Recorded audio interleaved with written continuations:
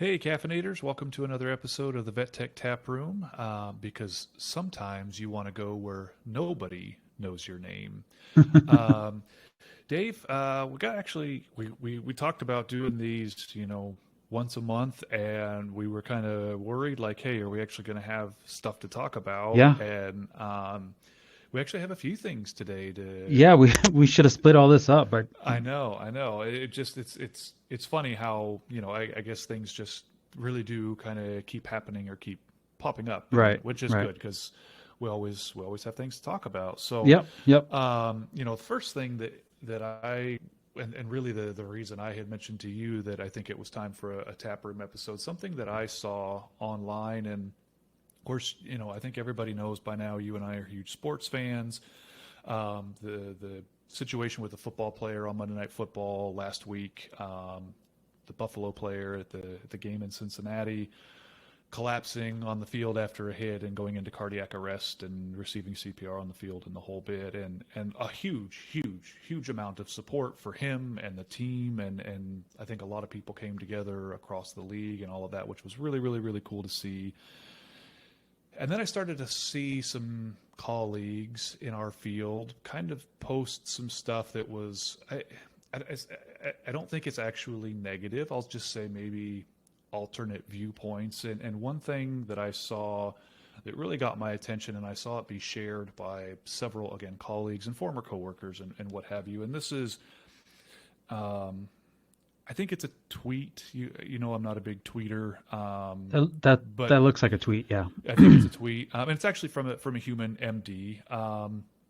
But the tweet is seeing how much the world accepts that it's impossible to move on after watching CPR really makes me think about how we, parentheses medical professionals, especially those who work in emergency departments, are expected to just move on immediately after a code.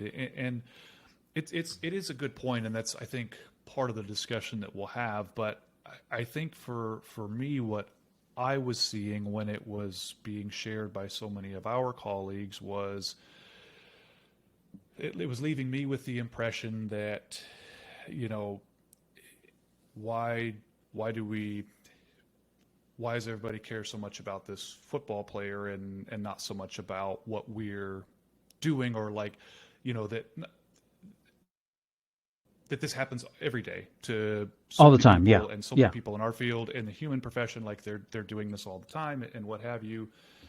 And what I got to thinking was that, you know, you and I both have worked ER, and did for, almost 30 years, or what have you. We show up to that shift planning to do CPR, but we We're trained plan for it. to, we're trained for it, right? Right, right. We plan to do that on patients. Now, and I don't even necessarily mean to delineate animals from people. Like people that show up in human ERs to work, they show up with the expectation they're probably going to have to do, especially again if you work in ICU or ER, you Right, are going to right. have to be doing CPR on patients. I think for me the difference is that those football players that were on that field, they showed up to work that night to play a game, and one of their coworkers was then down on the field needing CPR. But those medical professionals that administered the CPR, that is what they are trained for. Those Right. players are not trained to watch that, live it, etc. And so I think my point is that if I went to go work a shift at an ER, veterinary ER, and one of my coworkers, one of my colleagues collapsed and needed CPR, number one, I'm not trained for that. I'm not CPR certified. I would have Right. to sit on the sidelines and watch as those players did on the Yeah. field, and be essentially helpless and have great concern for my teammate, my colleague, etc. And would be, I mean, I sat on the couch. Daphne and I were watching the game. Ollie was working, and I was bawling my eyes out for this poor 20, I think 24-year-old kid 24. Yeah, yeah.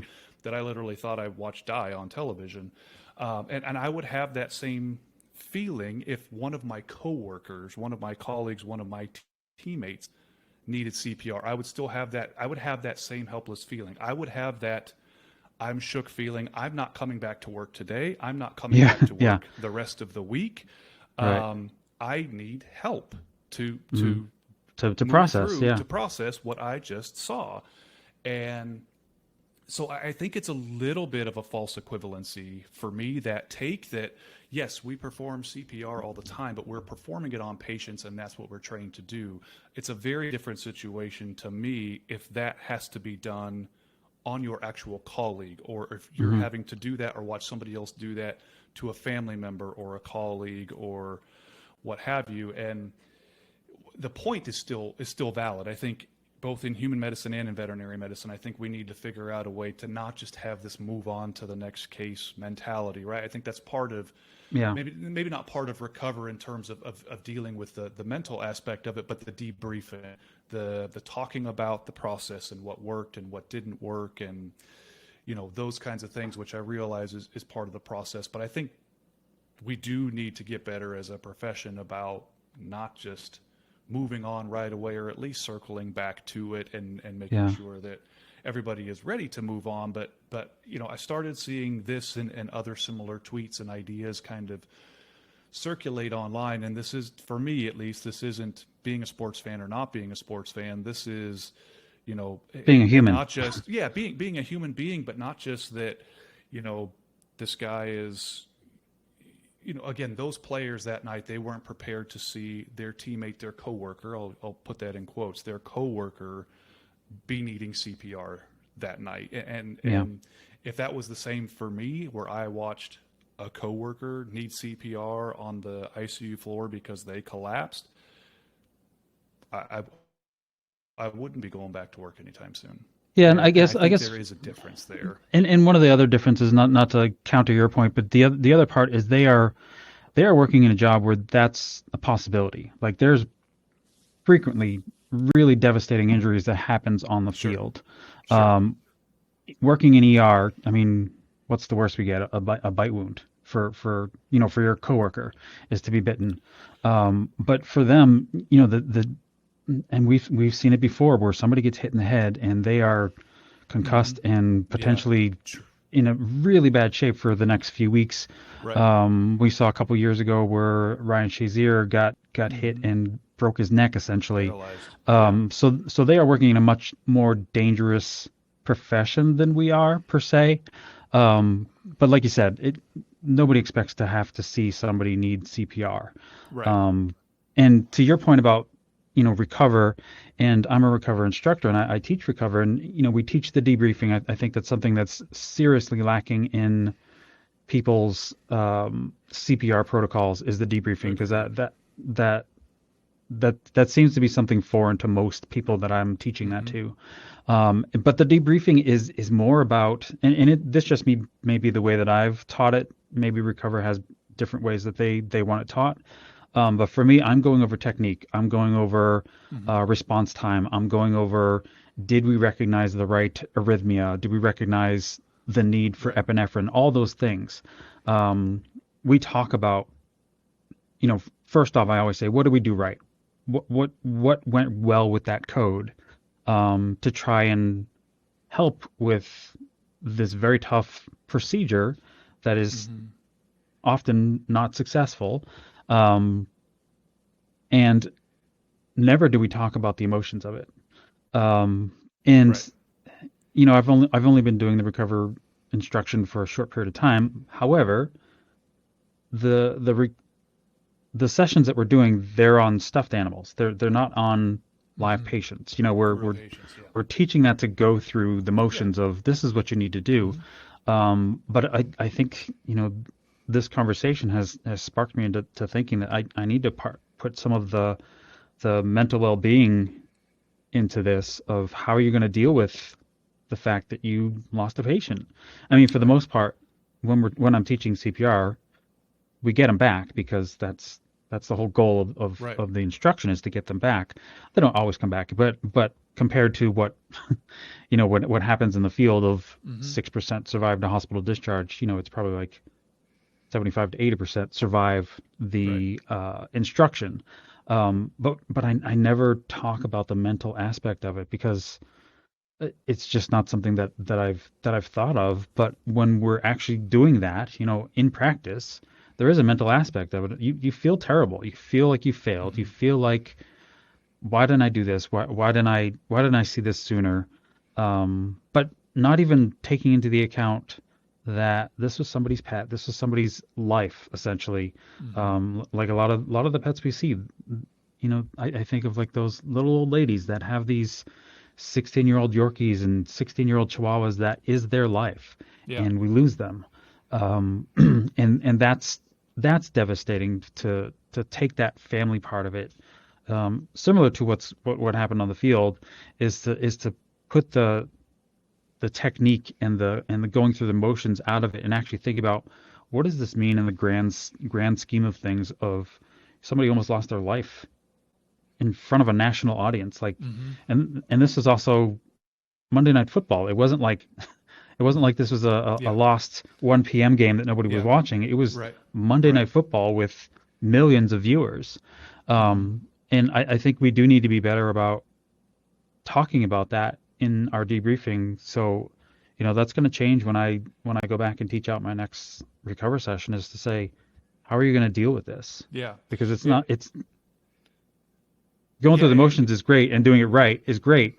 But also, how are you going to deal with it? Yeah, for sure. And you bringing up the more the, if you will, the technical aspect of the debriefing, and just the gap that not everybody debriefs even on that part of it. I Right, think right. back to my time at Tufts, and there was a couple faculty that were big in the writing of Recover, and the research, and all that went into it. And I think during my time there, now I can recall one resident who, every time I ran a code with him, we debriefed after the fact, and talked Hmm. exactly about what you are saying, like what worked, what didn't work.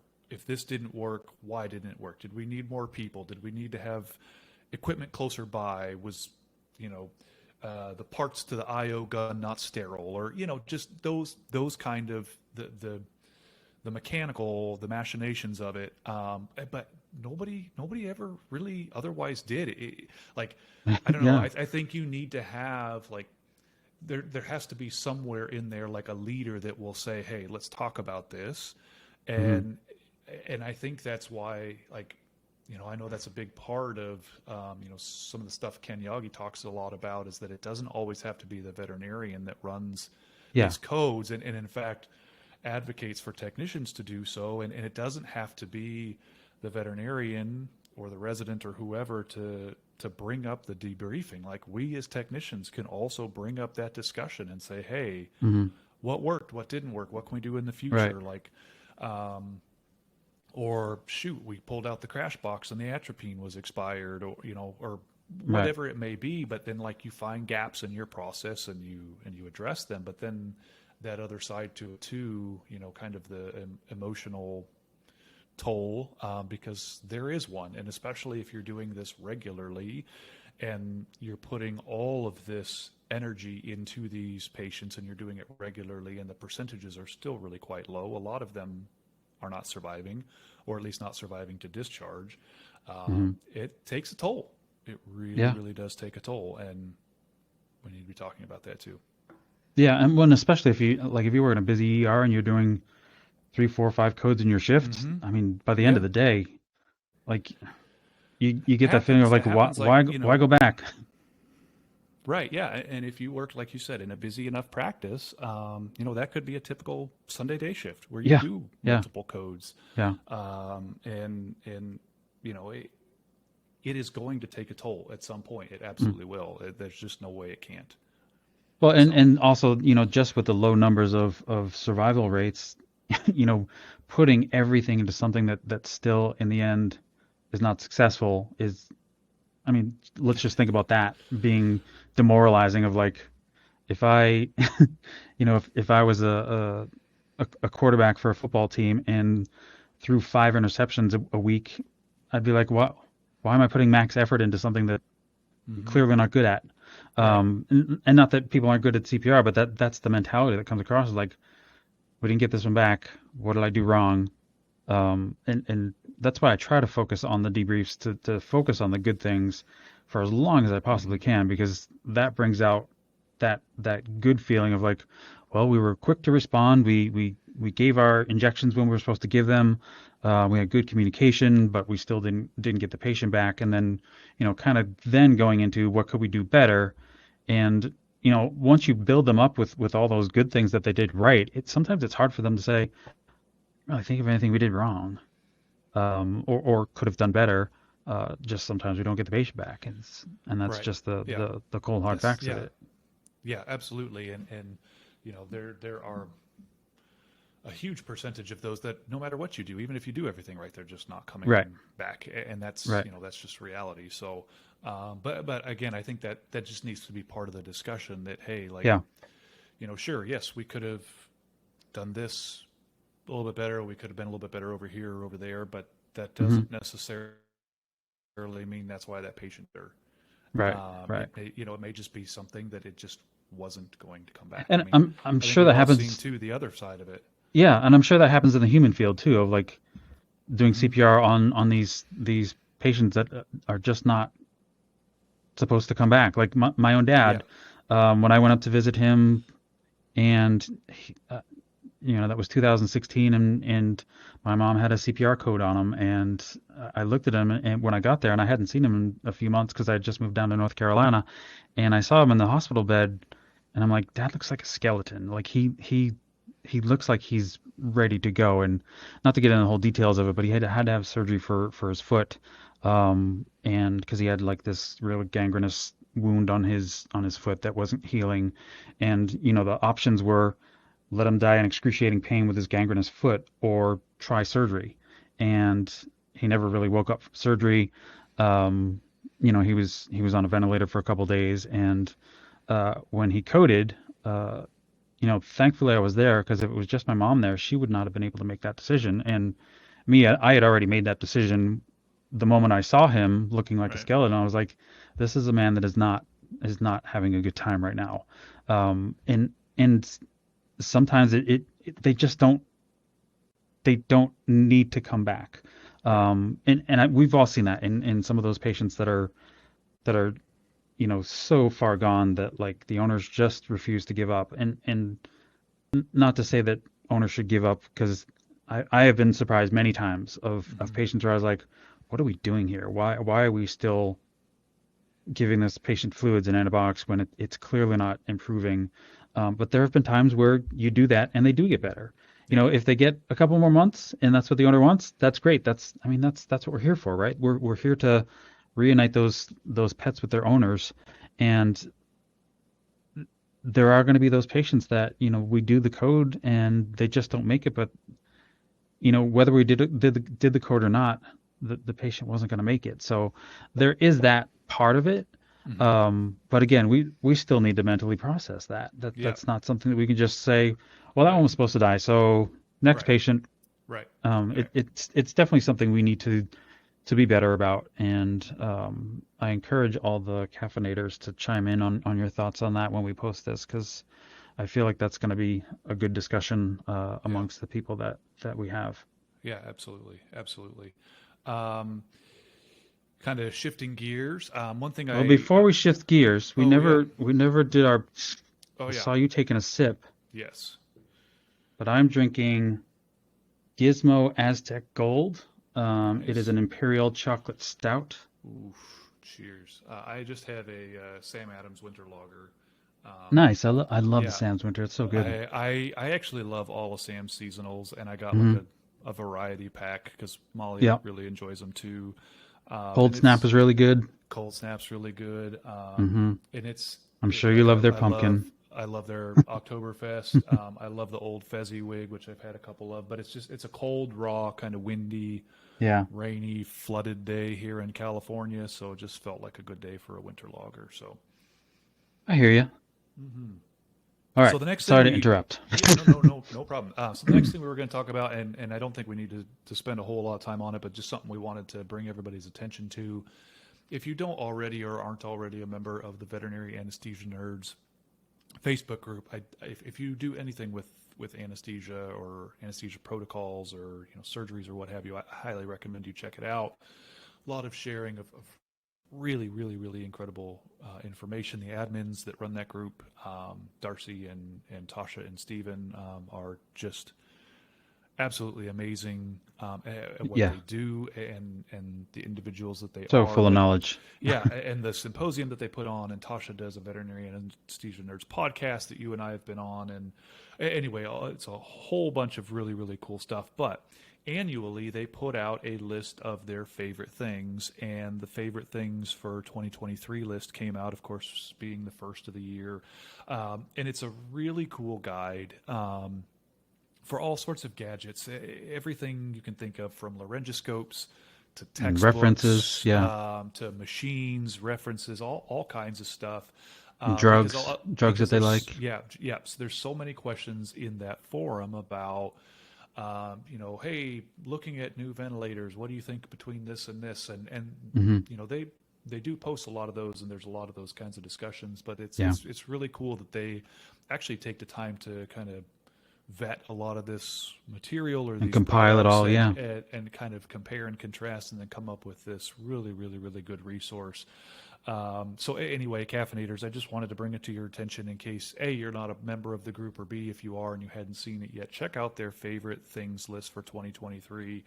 Um, Again, it's kind of an endless amount of different things you wouldn't even necessarily ordinarily think about that yeah, you can find in there, but really, really, really cool stuff that they take the time to put that together yeah, for all of yeah, us, really. So I just wanted to call that out because I think that's always something super cool. I kind of always forget yeah, that it's going to come out, and then it does, and yeah, yeah. it's always really cool. So First, in my mind, I always thought it was at the end of the year of like it was retrospective of these are the things we love this year, but it's actually for this year, for 2023. hmm Yeah. yeah, yeah.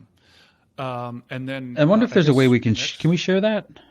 Is that shareable, you think? um, Or would they have to we will would they have have to we will have to look. yeah, they may have to go to their page to Yeah, actually share it. yeah, absolutely. But it definitely go to the Veterinary Anesthesia Nerds Facebook group. If you just use the search function and search, favorite things, it should probably be the first thing that comes up. And It's you can it's actually right look it's at, right at the top. yeah, you It's should right at look. the top of their You page right can even now. see past years and other things too. So definitely check that out if you do anything at all related to surgery or anesthesia, or if you're looking for new equipment or Resources, yeah. resources, different tools to buy, all those kinds of things.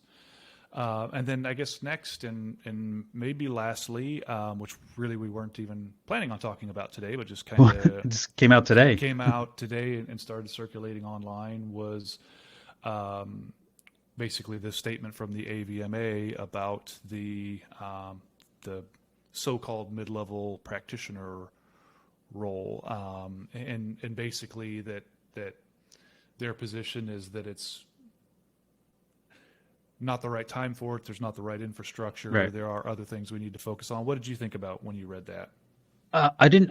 I just saw it like literally like 15 minutes before, so I was able to just skim it.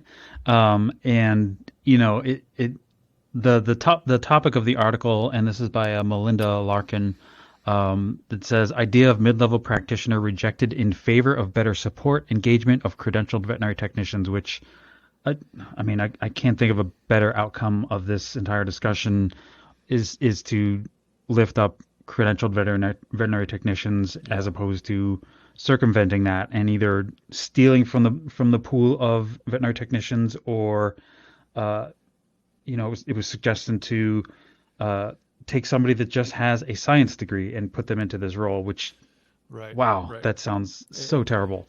And we've said on this program before that, veterinarians have a huge hand in our profession, and what Yeah, realistically, whatever we want done, not just on this topic, but on so many others, we need the help of the veterinarians. And it was really great to see multiple veterinarians from multiple states talking about laws yeah, in their state, and that, the the discussion that in some states there still isn't a requirement to become a credentialed technician, and that these veterinarians knew these things about their particular states, and that they saw where the gaps were, and that creating this position, if there are already difficulties in that area of, in one state they talked about, we're already having a hard time getting veterinarians to come to these rural areas. Right. if we can't get a veterinarian to come there, why do we think we would get a mid-level practitioner to come there? And so just some really, really practical and, timely things that we have been saying by and large. And yeah, so we shared it. I shared it to our page recently. If you haven't seen it yet, definitely check it out. And, again, I know we have many veterinarian caffeinators. Hmm. And, actually one thing I mentioned to you that we didn't really talk about bringing up on this episode, but after our last tap room, the one on Christmas Day with Stephen and Liz, a friend of mine who's a criticalist messaged me, and because we were talking a lot about, Yeah. veterinarians and in a lot of ways that, in a lot of ways, because they have such a huge hand in our profession, they're sometimes the roadblock. And we've talked about a number of times Yeah. how we are ultimately, like I just said, we're going to need their help. And he kind of brought up the point that, he was actually kind of hurt by some of that discussion because, Yeah. Especially now in corporate veterinary medicine 2023, the veterinarians don't really have It's that true. much That's true. control in some of these large corporations. It's actually the venture capitalists Hmm. that get to make some of these decisions. But I think Yeah. for me, when I say, we need the help of the veterinarians or things are on the veterinarians, I definitely mean on the legislative side and those that are elected officials Hmm. within the AVMA or the state veterinary medical boards or the state veterinary medical associations. That's really where I think a lot of this help is going to have to come from, is recognizing the needs. And I encourage any veterinarian to listen to, if you kind of think like we do, and you are, understanding of the need of good credentialed technicians and the role that we play, and really want to see us succeed, I think you need to talk to your veterinarian colleagues on the legislative side, both at the AVMA, the state VMA level, and because that's where your voice can be heard, and that's Hmm. how you are going to help us move forward, frankly. And And I, so yeah. I think there are times where I think you and I do this, and I think our profession at large does this, is we kind of lump all veterinarians together Mhm. and say, this is like you said, this is our This is, roadblock. you are When the it's problem, not, right? Yeah, yeah, it's exactly. definitely not, and we probably should be Yeah, tampering that a define little that. bit. Yeah, define that a little bit better. and Yeah, and that's what I mean. I don't think, really, I can't think of any veterinarian in my career that I've worked with that I've looked at as a roadblock. I just mean that exactly. veterinarians, Yeah, when it comes to, you know, it's the like, veterinarians that are making the rules and setting the laws and all that right, stuff right. that It is, and that. that approve the veterinary technician schools, and Hmm. approve what credentialed veterinary technicians can do in a given state, or all of these things. It's more those on the legislative side, maybe Right. not necessarily those that are the 100 veterinarians that are graduating from all the vet programs across the country, but those that are Hmm. more in the legislative arena and working on some of those things. So those are the Yeah. veterinarians I call out for really needing the help and under getting a better understanding of where we're at. Yeah, and as you mentioned that, I'm trying to think back to my career and getting a little bit disappointed at how many veterinarians that I've actually worked with, because the number is pretty high now. Hmm. But I work relief now, so that number gets really skewed as you Yeah. work relief. But just thinking back to all the veterinarians I work with, I'm having a hard time thinking of somebody that I would say this person is not very technician friendly or not really or is that roadblock that you mentioned. I can't really Right. think of anyone that falls into that category. I think by and large in my career, most of the veterinarians that I've worked with are very pro technician and Hmm. realize that without us, they don't they don't have Right. a successful Right. career. Um, so that we do need to be better about not Yeah. lumping Yeah. veterinarians all into one basket because Absolutely. that's And just and not fair to and them. yeah, and that's on you and I. And I told him I was grateful that Hmm. he called that out to me, because Yeah, that was not my intent, and it's not my intent when we have those discussions. yeah.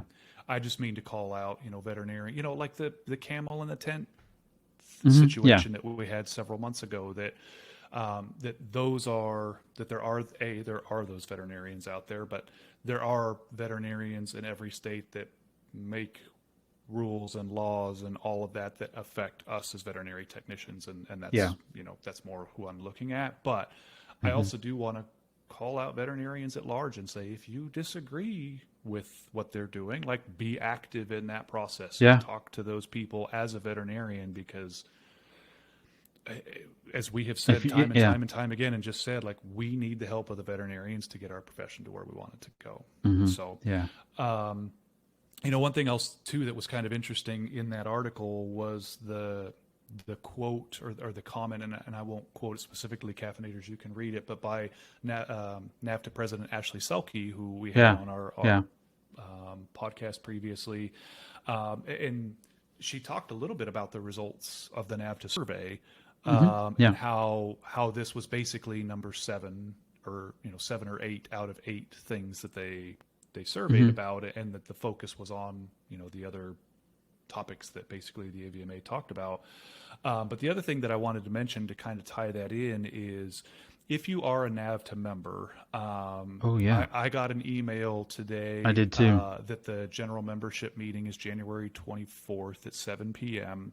There's a link in that email that you can write in questions I've already submitted to, and have your questions and concerns heard and discussed, hopefully during that meeting. I would encourage you, I will leave it to everybody individually to decide whether they want to be an NAVTA member, continue their membership, all of that. But I want to encourage anybody that is a member to show up to the meeting, to write in any questions or concerns that you have. It's unfortunately a meeting that's open to those that are members, and you have to register for it. But I highly, highly encourage you to register, to attend, and if you have questions or concerns, submit them via the link, because that's the only way we're going to be heard. So, well, and also not that we are trying to recruit members to NAFTA, but if you're unhappy with what's going on in NAFTA, the only way to make a change is to be a member. So right, you can only make change from the inside. If you're on the outside, you're not going to be able to make any change. Right, it's true. You're just talking to a wall. So the only way to make change is to be involved. Right, absolutely. And I completely understand why maybe people have let their membership run out or let it lapse and have not renewed. I get it. Yeah. Yeah, I for sure do. And I let mine lapse for a few years, and then I finally, kind of said to myself, number one, I was in a job that reimbursed for dues, so like I didn't have that to worry about anymore. But it was like, if I want to have my voice heard, and now doing this podcast, if we want to talk to their president every year and kind of have some of these discussions, then I need to be involved too. And so here we are. But again, I would encourage you, if you are a member, ask your questions, attend if you can, make sure you register and kind of let them know. That's like a Tuesday night, right? So that's it's the 24th. So Tuesday night. I think that's a Tuesday. Yeah. 2 weeks from tonight. Yeah. So I will definitely be logged on for that. So I will as well. It's already in my calendar. Yeah. So what else, Dave? I feel like we've covered a lot of ground, but I think that we have covered a lot. Yeah. That might just be about it. I don't know. Yeah. What do you think? Well, we got some good episodes coming up.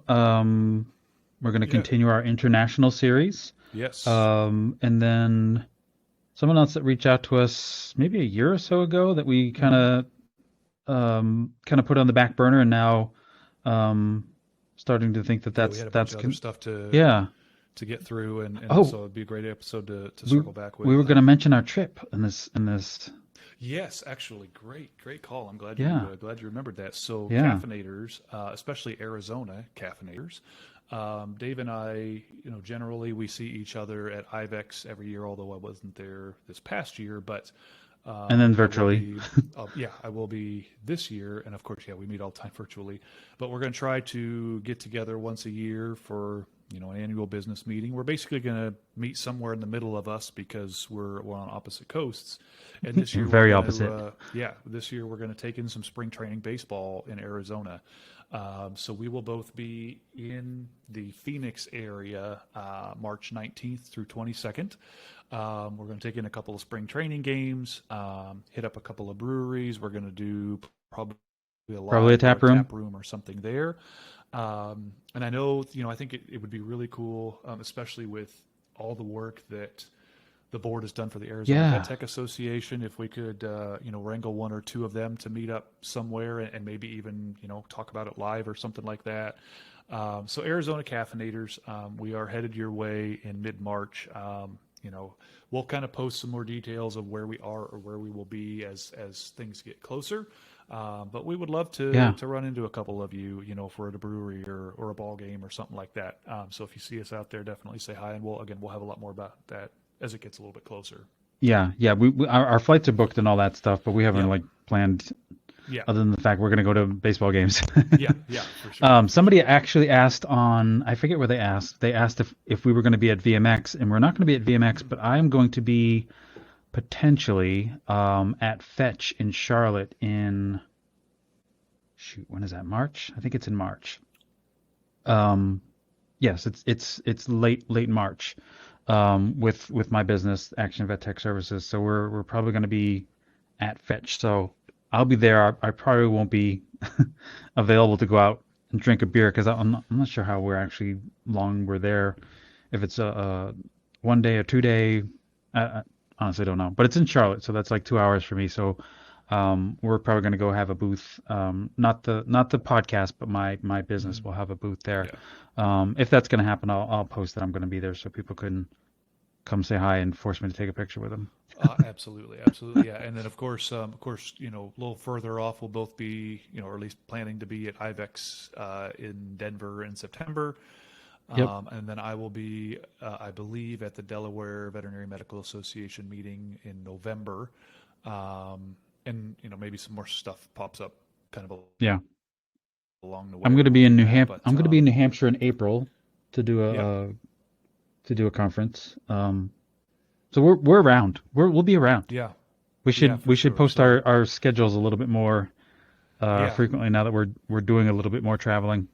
yeah, yeah, absolutely. So, caffeinators, wherever we are, if we are ever where you are, we would love to say hi and you know take a picture with you and Hopefully have a just beer. have a chat, have a beer, have a chat, and let us know who you are and what you're doing, and we'd love to hear all that. So, Yeah. with that, I guess we're about done. Yeah, Dave. Yeah. That's all I had for today. Yeah, same for me. So, caffeinators, you guys take care. I just want to give a shout out to all the California caffeinators. We've been inundated with rain the last couple of weeks. It's a lot of flooding, a lot of just a lot of disaster in California right now. Thankfully, we've been largely spared in Southern California. But California caffeinators, I'm thinking of you guys, and hope you guys are staying dry and on high ground. All right, everybody. Bye.